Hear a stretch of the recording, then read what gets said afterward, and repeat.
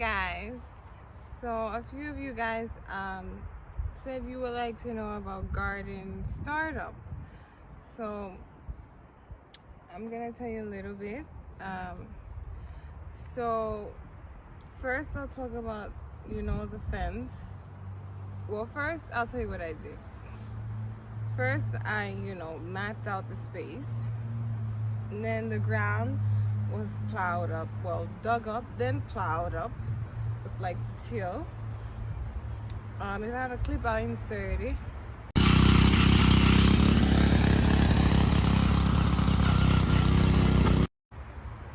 Some of you already seen it, so you know what I'm talking about. After that, you want to rake, the soil is, can you see the soil? You see how brown it is in the back, right? That's the soil, the soil is definitely ready. So we were raking it. And then I got these, if you can see these things right here, they have like a nail silver steel point on the end which can go in the ground. And then they have like little spaces for you to either put zip ties or the hard twisties. But what I did is I got 36 inches high, 15 feet long, and then for more in the back, for the extra extension, it was about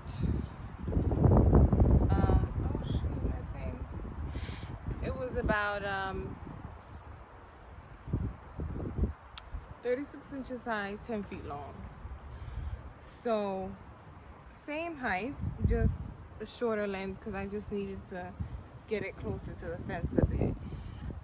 And this is hardwire cloth that the fence is made out of to keep the deer away, other animals.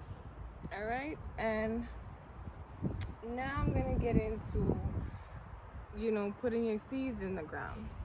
So first you want to know when the last frost date was. So for here, depending on the area you live in my state, the frost date was April 11th, and then another one was like the 17th or the 24th, I think. So before you even put your seeds in the ground, you want to know last frost date.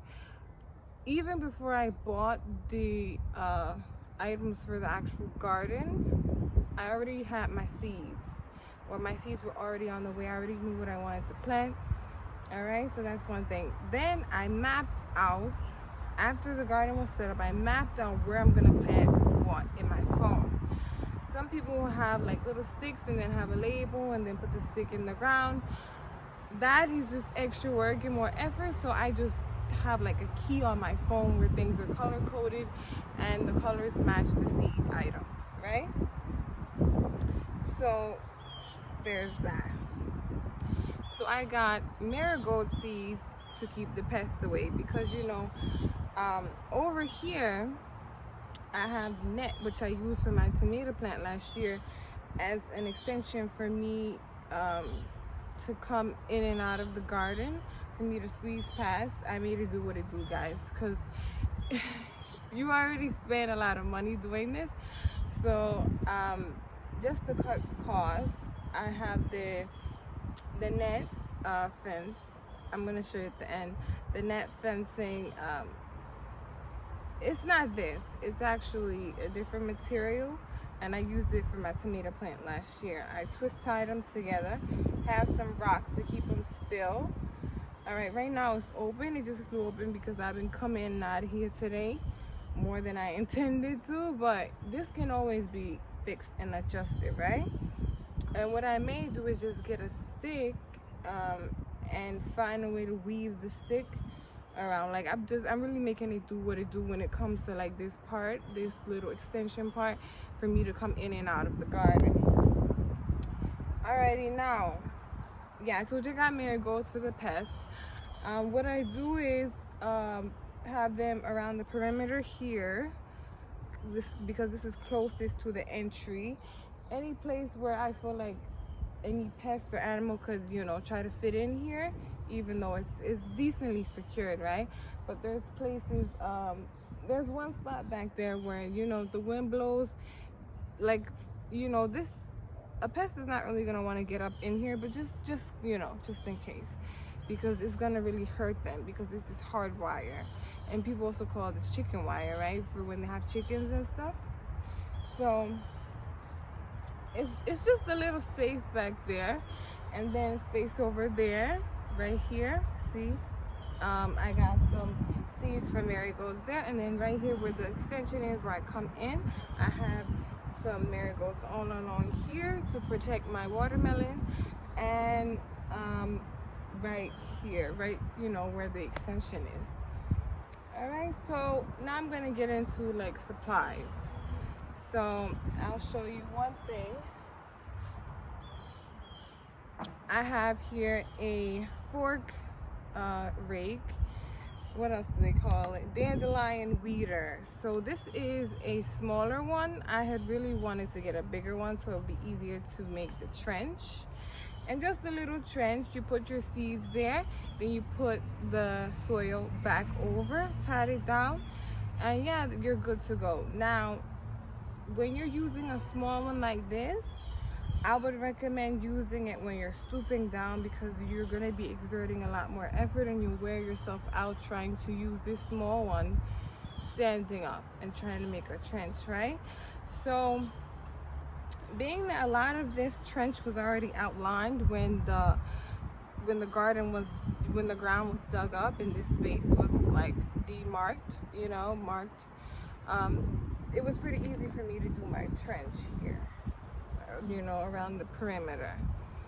But in places where it wasn't, I took, you know, that little garden shovel that a lot of us may have, and I just made a demarcation, a line, and then I would go in deeper with this to make the trench, put my seeds in, boom, bam, put the soil back over, pat it down real nice, and yes, that's pretty much it. You want to make sure you're watering.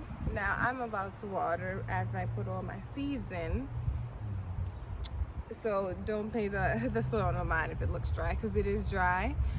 You definitely want to make sure your soil is moist. So that's pretty much it for garden startup. Now if you want to look into like natural ways for having your own fertilizer, you could do composting, you know, taking banana scraps, kale scraps, you know, food scraps that you have, and they have composting bins, you know, at Home Depot, Lowe's, other hardware, you know, home stores. They have, you know, the bins for you to do your composting, and it's much more, if you want to stray away from using animals, you know, cows, or you don't want to use the fertilizer at the store, you want to just take a more natural approach that, you know, will be more trusted for you, you can, you know, composting is the option, you know. I am not doing composting because of several reasons. You know, I'll do it, you know. Again, a lot of people, you know, if they're wondering like, how does she know this stuff, you know, how is she doing this? One of my majors in high school, you know, I majored in dance, but another one of my majors was environmental technology, so we spent a lot of time outside, you know. We did, you know, have inside work to do, but we studied horticulture, landscape stewardship, you know, a lot of stuff, you know, a lot of stuff. So involving, you know, environmental landscaping and technology, you know, solar paneling, wind power, all that stuff. So I'm trying to get back to that and get reacquainted with that, and just use the knowledge that I have, and then gain more knowledge, and just, you know, dust myself off, because I'm a bit rusty, you know, with the knowledge and everything. So yeah, if you can see that pretty well, I'm not sure if you can see, just a little fork, but there is one that is bigger that you can get that also has like the flat pike on the end for you to hit the ground, and it's not like this, it's just straight, and you can go really deep and make a nice trench. So yep, that's the basics for the startup. Alrighty, so thanks for watching and have a lovely day. Love, peace, blessings.